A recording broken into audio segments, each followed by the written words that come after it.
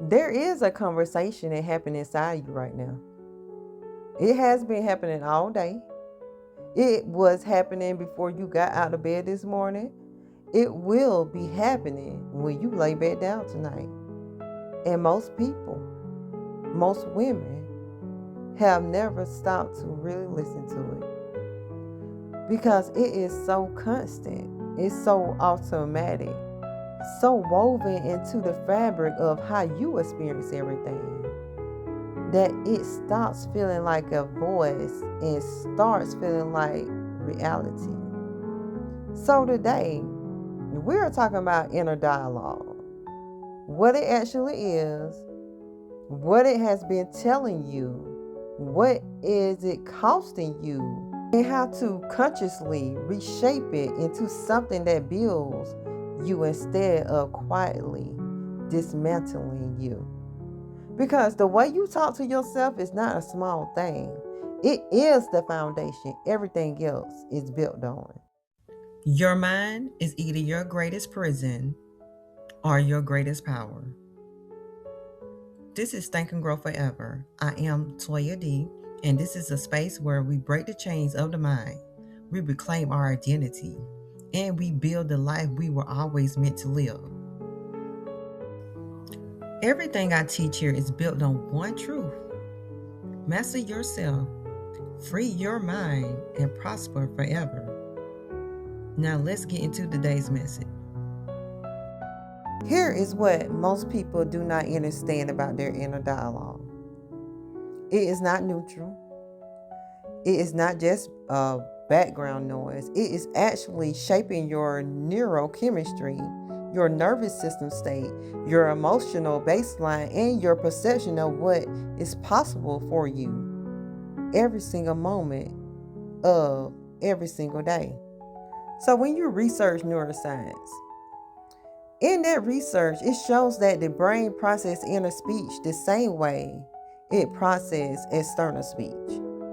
Now, this means when you say to yourself, I am stupid, just for example, or you might say, I always mess this up, or who am I to want that? So when you say those things to yourself, your brain is not filing it as an opinion. It is filing it as valid information, as instructions, and it responds accordingly. It responds by shutting down. It responds by shrinking, and it's going to confirm the narrative you just handed it. Your inner dialogue is the most intimate relationship you will have. It's more intimate than any partnership, any friendship, any relationship in your external world, because it is the only voice that is with you every single moment of your life. In the quiet, in the dark, in the spaces where no one else can reach you. Now, if that voice has been unkind, if it has been critical, dismissive, doubtful, fearful, you have been living inside that environment around the clock, every day, every night. And our environments shape us, always. So have you ever thought about where your inner dialogue come from? Your inner dialogue was not born with you. It was constructed. And it was constructed layer by layer. And it was constructed from the voices of the people who raised you, the experiences that marked you, the conclusions you drew about yourself when things went wrong, and the cultural messages about what you are and are not allowed to be. The critical voice that tells you that you are not enough, that is likely the internalized voice of someone who made you feel not enough when you were too young to know it was their limitation and not your truth. The fearful voice that warns you to not to want too much, not to get too visible, not to trust good things. That is likely the internalized voice of someone who was afraid and passed that fear to you as protection. The dismissive voice that minimizes your wins, rushes past your progress, and immediately moves the goalposts. That is the internalized voice of an environment that conditions you to earn your worth through constant achievement. None of those voices, none of them are yours. They were handed to you, and you have been speaking them to yourself in the first persons ever since. I am not enough. I am afraid. I do not deserve this. And you're doing this as if they were your own truth, but they are not. They are inherited scripts. And inherited scripts, it can be rewritten. You will have 4 types of destructive inner dialogue. Not all destructive inner dialogue sounds the same. So here are the 4 most common patterns and how they show up. The first is the inner critic. This is the voice most women are familiar with. The one that picks apart everything. It picks apart your appearance, your performance, your decisions, your worth. Now, it sounds like you should have done better. Who are you to think you can do this? You always mess things up. Now, the inner critic was built to protect you from external criticism by getting there first. But it has overstepped. It is no longer protective. It is destructive. The second is the inner catastrophizer. This is the voice that takes any uncertainty and it runs it to the worst possible outcome. What if it doesn't work? What if I fail publicly? What if I lose everything? What if they leave? It's not preparing you for difficulty. It is keeping you in a chronic anxiety about futures that almost never ever materialize. And while your nervous system is responding to those imagined disasters as if they are real, you are burning energy on threats that don't even exist. So the third one is the inner minimizer. This is the quieter, more insidious voice. Now, the one that rushes past your wins, that responds to your accomplishments with yes, but, that compares your progress to someone else's highlight reel and finds you lacking. That makes you feel like nothing you do is ever quiet enough. The minimizer is why you can receive a compliment and immediately deflect it. Why you can hit a goal and immediately feel empty. It keeps the bar perpetually just out of reach. So the fourth is the inner impersonator. This one is the most subtle. It is the voice that speaks in your language but carries someone else's beliefs. It sounds like your own thoughts, but when you trace it back to where it came from, when it first appeared, who agenda it serves, you then realize it's not yours at all. It is a borrowed belief system speaking in your voice, and it is the one of the most important things to learn to recognize. So what does destructive inner dialogue cost you? Now, I want to be clear about the stakes here, because inner dialogue is easy to dismiss as something soft, something internal, something that does not really affect the world. But it affects everything. It affects how you walk into a room, whether you enter it like you belong there or like you are waiting to be found out. It affects how you price your work, whether you charge what you are worth or what your inner minimizer says you can get away with asking for. It affects the opportunities you pursue, whether you apply a pitch, lunch, ads, or whether you talk yourself out of it before you even begin. It will affect the relationships you accept, whether you hold your standard or whether you settle for what your inner critic says all you deserve.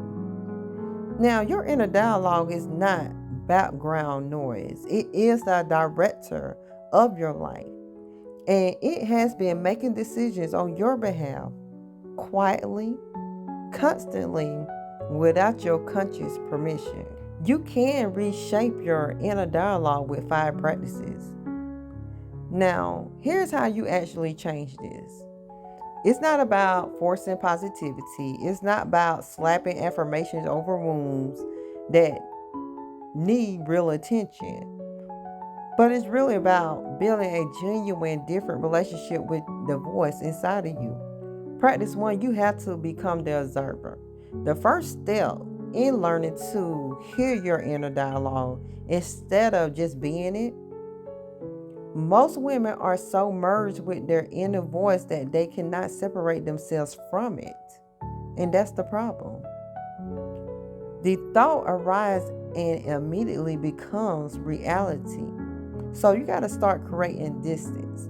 When you notice a thought, especially a painful or limiting one, I need for you to practice saying, I notice I'm having this thought that. That's all you have to do. You are not the thought. You are the one who can observe the thought. That distraction right there is everything. Practice 2, I need for you to audit the voice. Not just the content. When the critical or fearful voice shows up, I want you to get curious about it. Think about whose voice does it sound like? How old does it feel to you? What is it trying to really protect you from? Treating that inner critic as something to understand and understand rather than something to fight or obey completely changes your relationship with it. You are not at war with your inner dialogue. You are in the process of renegotiating it. Practice 3, we're going to have to learn how to respond instead of reacting. When the inner critic fires off, I want you to pause before you spiral out. Take a breath and then respond to it the way you respond to a friend who said those things about someone you love. You will not agree with it.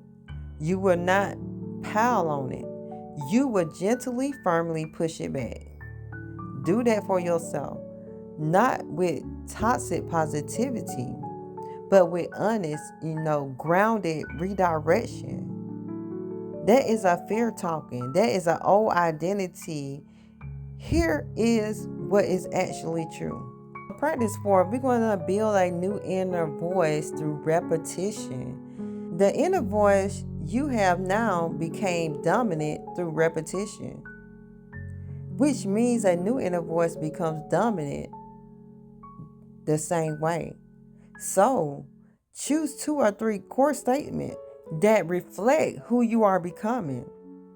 And it's not about wishful thinking, but grounded truth. And you need to repeat them constantly. Not as affirmations you perform, but as truths you are reinforcing.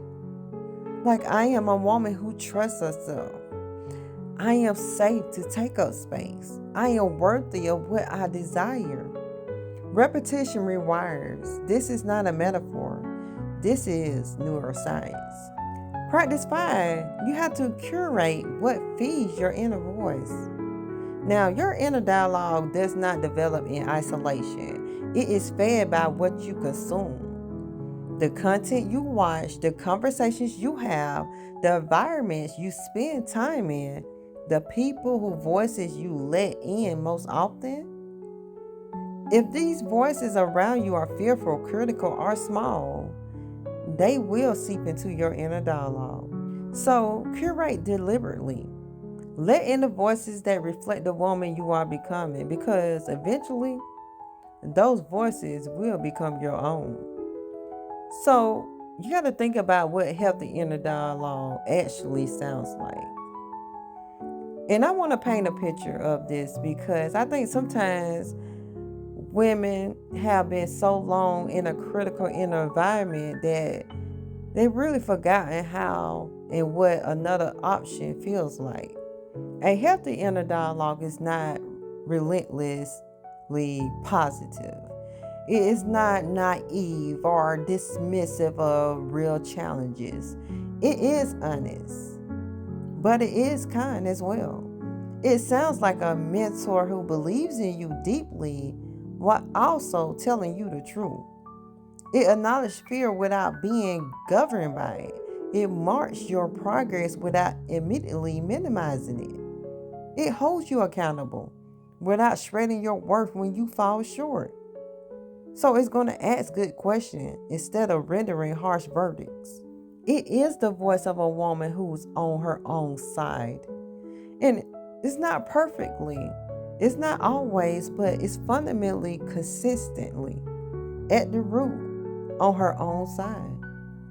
The conversations you are having with yourself is the longest, most consequential relationship of your life. You deserve to have it to be a good one. Not because everything is always fine, not because you never make mistakes or fall short, but because you are worthy of your own compassion, your own belief, your own encouragement. In the same way you give it to those things so freely to people you love. So start listening, like really listening to what you say to yourself in the quiet moments, in the hard moments, in the moments right after something does not go the way you planned. That voice is either building the woman you are becoming or slowly dismantling her. And you get to choose which one it does. Take time and drop in the comments which of these 4 inner dialogue patterns felt most familiar to you. I want to know. Share these with a woman who has been her own worst critic for far too long. Subscribe if this is the work you are here to do. And I will see you in the next one. Remember, true security and stability come from within, not outside of you. Everything you need is already there. You just have to do the work to access it. If this message moves something in you, subscribe, share it with someone who needs to hear it, and drop a comment below telling me what chain are you ready to break. This is Think and Grow Forever with Toya D. I see you in the next one.